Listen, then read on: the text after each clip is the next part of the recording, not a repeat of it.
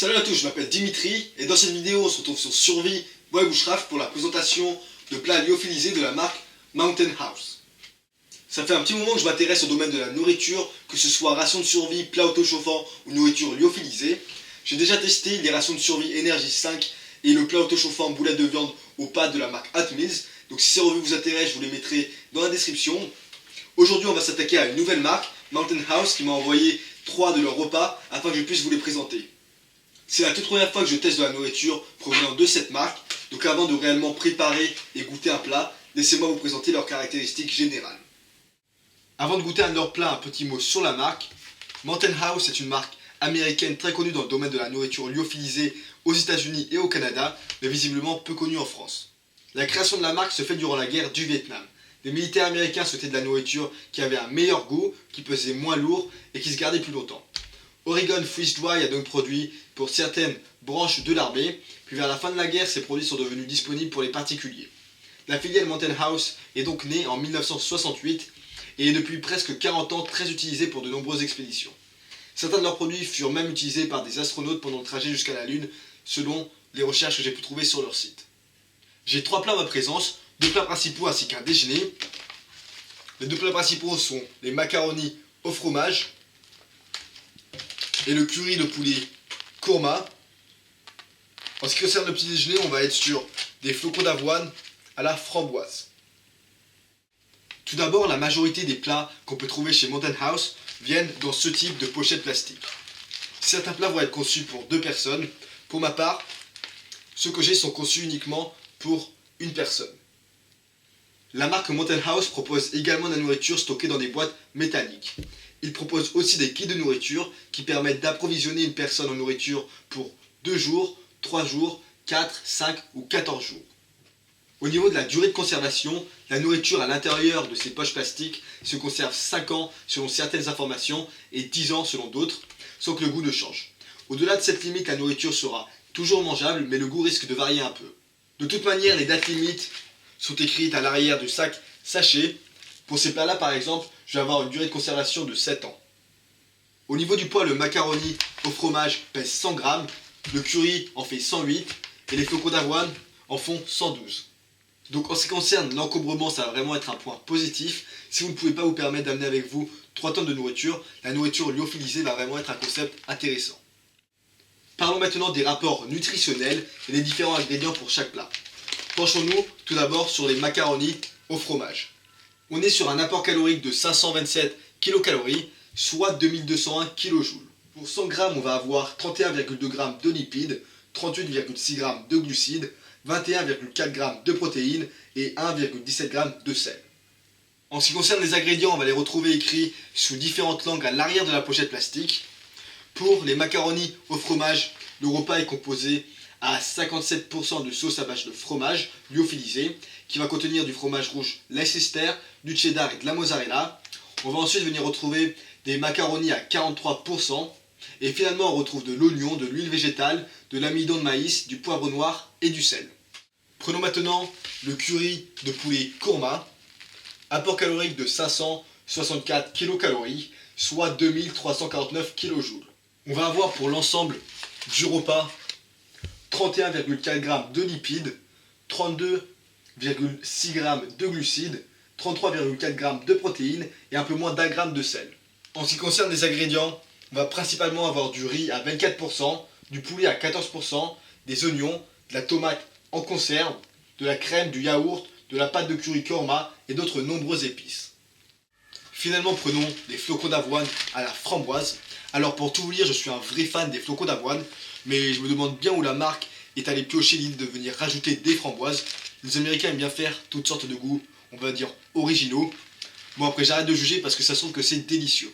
En ce qui concerne l'apport calorique, on va être sur 544 kcal, ce qui va nous donner 2273 kJ. On va également être sur 27 g de lipides, 55,4 g de glucides, 12,8 g de prot et 0,28 g de sel. Au niveau des ingrédients, on va être sur des flocons d'avoine avec de la crème, du lait, du sucre et des framboises. Pour revenir brièvement sur les apports caloriques, j'aimerais préciser qu'on n'obtient pas d'excellents résultats comparé à d'autres nourritures qu'on peut trouver sur le marché. En effet, nos besoins caloriques journaliers vont dépendre de nombreux facteurs, comme le sexe, un homme va consommer plus qu'une femme en général, mais également de la corpulence, du style de vie, du climat et bien d'autres. Ainsi, un homme qui pèse entre 60 et 70 kg et qui fait de l'activité intense dans un climat tempéré aura besoin de plus de 3000 kcal par jour. Sachant que dans la plupart des scénarios où on sera amené à prendre des repas lyophilisés seront lors de grandes randonnées ou d'expéditions où l'on va souhaiter voyager léger, la randonnée étant une activité physique intense, vous aurez besoin d'au moins 3000 kcal, ce qui va pouvoir augmenter jusqu'à 4000 kcal si vous êtes dans un climat très froid, car le corps aura besoin de plus d'énergie pour se réchauffer. Prenons un exemple concret pour vous donner un ordre d'idée. Disons que pendant une journée, je me nourrisse essentiellement de ces 3 plats lyophilisés. Je prends les flocs au petit déjeuner, ce qui fait 544 kcal, les macaronis au fromage au déjeuner, 527 kcal, et finalement le curry de poulet korma au dîner, 564 kcal, ce qui va nous faire un total de 1635 kcal. Donc vous voyez qu'il nous faudra le double en termes de besoins nutritionnels. Après, on va toujours pouvoir venir couper ce repas avec d'autres aliments, d'autres barres énergétiques, des fruits et bien d'autres. Maintenant, en ce qui concerne la variété des aliments utilisés et des valeurs nutritionnelles, les 3 repas vont nous offrir un apport relativement bien équilibré de chaque catégorie, lipides, glucides et protéines. Si vous faites une activité physique intense, vous aurez quand même à venir augmenter les apports en glucides notamment et en protéines. C'est vrai qu'en regardant chaque catégorie, j'aurais tendance à dire qu'il y a presque autant de lipides que de glucides, alors qu'il vous faut en règle générale plus de glucides que de lipides. Je dis bien en règle générale, et puis inutile de préciser que je ne suis pas un conseiller en nutrition, donc je peux bien évidemment me tromper. Et au passage, n'hésitez pas à me reprendre si vous n'êtes pas d'accord avec ce que je dis. Enfin bref, rentrons maintenant dans la préparation de ces plats. Comme tout plat lyophilisé, il vous faudra bouillir de l'eau pour venir réhydrater la nourriture.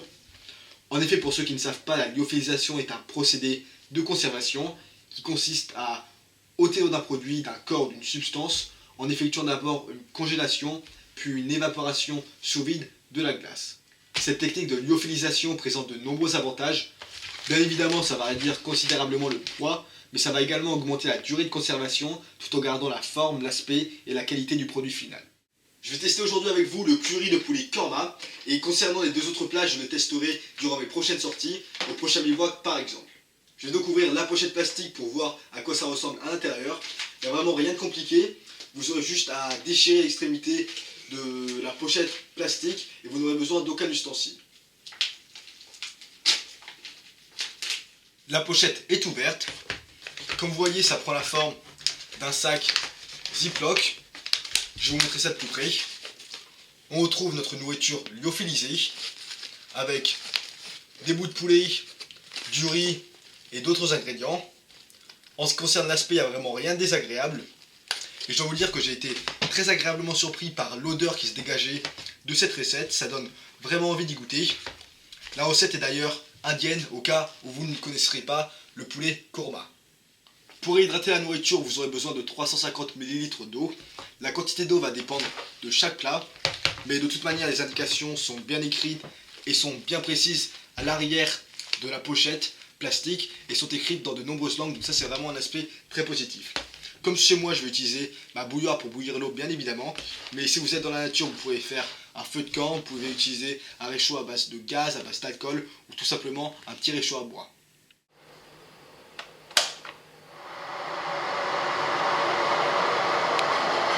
Mon eau est prête. Avant de verser l'eau à l'intérieur de la pochette, il faudra impérativement enlever l'absorbeur d'oxygène. On retrouve à l'intérieur de la pochette des lignes qui sont situées à l'intérieur du sachet, lignes A, B et C. Pour ce plat, ils nous disent qu'il faut remplir de l'eau jusqu'à la ligne B. Ça va dépendre des plats encore une fois. Donc je vais verser l'eau.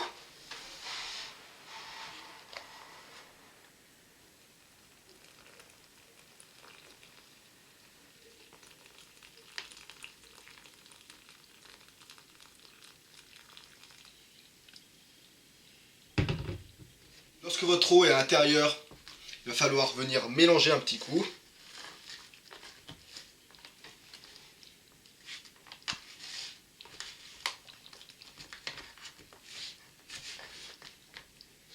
Donc vous l'imaginez, il va falloir faire un petit peu attention puisque le sachet est extrêmement chaud.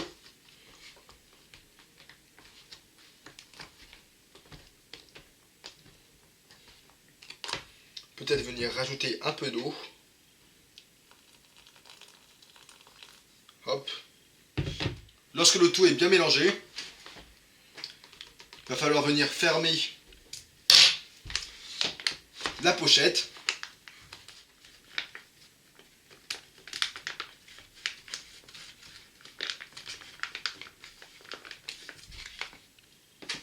La marque conseille de laisser la pochette fermée pendant une dizaine de minutes afin que la nourriture se réhydrate, mais selon les différents rétex que j'ai pu obtenir, on dit souvent qu'il va falloir laisser l'eau faire son boulot 2 minutes de plus. Donc il est 47, on va laisser la pochette fermée une douzaine de minutes, et du coup à 59 on réouvrira la pochette et on verra le résultat. Vous vous demandez peut-être si la réhydratation peut avoir lieu si on vient ajouter uniquement de l'eau froide. Je me suis posé la même question, puisqu'on pourrait être amené dans certaines situations à verser de l'eau tiède si on n'a aucun moyen de bouillir de l'eau. D'après mes recherches, ça peut être possible si on vient verser de l'eau à température ambiante, mais la durée de réhydratation sera 2 fois plus longue, soit environ 20 minutes, et le résultat sera bien moindre.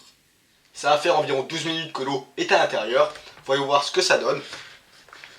Un point très positif va être qu'on pourra préparer la nourriture et la manger directement à l'intérieur de la pochette, ce qui est avantageux si on ne souhaite pas amener de vaisselle avec nous lorsqu'on va camper par exemple. On a juste à manger dans le sachet puis on le jette lorsqu'on a fini, il n'y aura donc rien à laver. C'est pas formidable ça? Un autre point positif est que le sachet peut également être réutilisé puisqu'il fait office d'un Ziploc bag. Bon, bien que je viens de vous le dire qu'on peut manger la nourriture directement à l'intérieur de la pochette, je vais tout verser à l'intérieur de cette assiette afin que vous puissiez voir l'aspect de la nourriture correctement.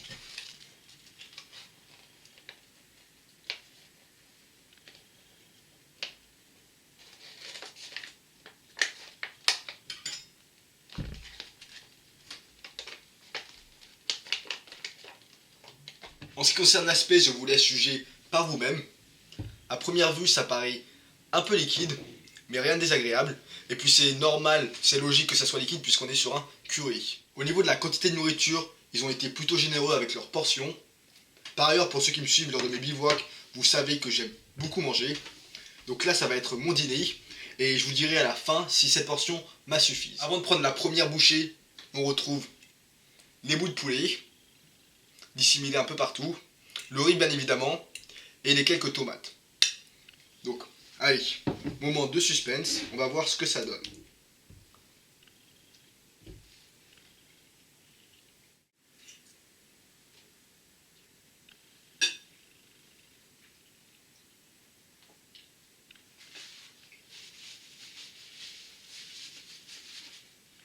Alors pour tout vous dire, c'est franchement pas mauvais. Je m'attendais vraiment à un résultat pire en termes de goût. Il ne faut pas oublier qu'on est sur de la nourriture lyophilisée.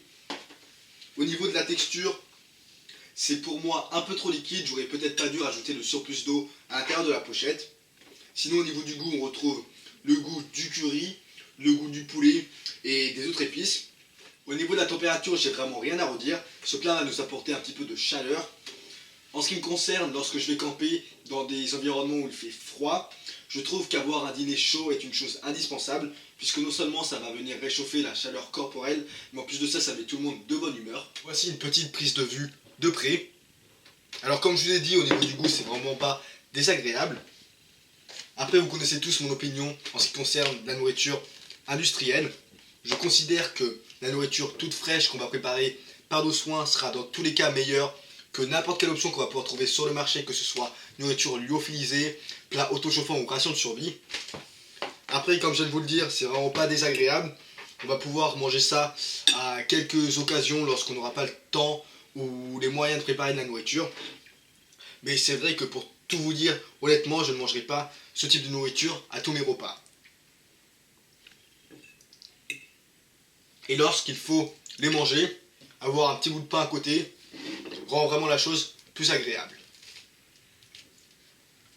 Je viens de finir mon plat. Alors pour tout vous dire en termes de quantité, je suis plus ou moins rassasié. Certes, je pourrais encore manger plus, mais bien évidemment, comme je vous l'ai dit, je suis un grand mangeur. Je pourrais manger peut-être l'équivalent de 3 portions de ce type. Donc je n'irai pas jusqu'à dire que ça vous cale complètement, mais ce que je peux vous assurer, c'est que lorsque vous avez fini de manger cette portion, vous sentez au moins que vous avez quelque chose à l'intérieur de l'estomac. Au niveau des prix, on est entre 7 et 8 euros pour les deux plats principaux et aux alentours de 6 euros pour les flocons d'avoine. Le prix variera selon les sites où vous décidez d'acheter les produits. Pour conclure la vidéo, mon avis est partagé. Les produits de cette marque présentent des aspects positifs et négatifs. Dans les points positifs, on va avoir bien entendu la légèreté, la longue durée de conservation, la simplicité d'utilisation ainsi que l'emballage. Par emballage, je parle du sachet de bonne qualité qui peut être réutilisable. En ce qui concerne le goût, je vais aussi le mettre dans les points positifs. C'est loin d'être aussi bon qu'un repas tout frais, mais ce n'est franchement pas mauvais. Avec les points négatifs, maintenant. Tout d'abord, on va être sur un prix qui est loin des données, et surtout, on est sur un apport calorique médiocre. Si on fait un rapport prix kilocalories, on va avoir moins de 100 kilocalories pour 1 euro, ce qui est dérisoire comparé à d'autres produits sur le marché. L'acquisition de plats lyophilisés peut être intéressante si vous avez dans l'optique de vous constituer un stock de nourriture, puisque la durée de conservation, que ce soit 5 ou 12 ans, reste importante. Les plats lyophilisés peuvent également être très pratiques à amener avec nous en randonnée ou en bivouac lorsque le poids est limité, mais gardez en tête que vous aurez tout de même besoin d'un moyen de bouillir de l'eau pour manger la nourriture, ce qui implique que vous aurez besoin d'eau, d'une source de chaleur, feu de camp, réchaud, etc. et d'un récipient. Si vous ne pouvez pas vous permettre d'avoir tout ça sous la main, l'acquisition de nourriture sous forme de plats autochauffants ou de rations de survie peut être plus intéressant. Allez, ce sera tout pour cette vidéo. Si vous avez des questions, vous savez ce qu'il vous reste à faire. Merci à tous et à la prochaine.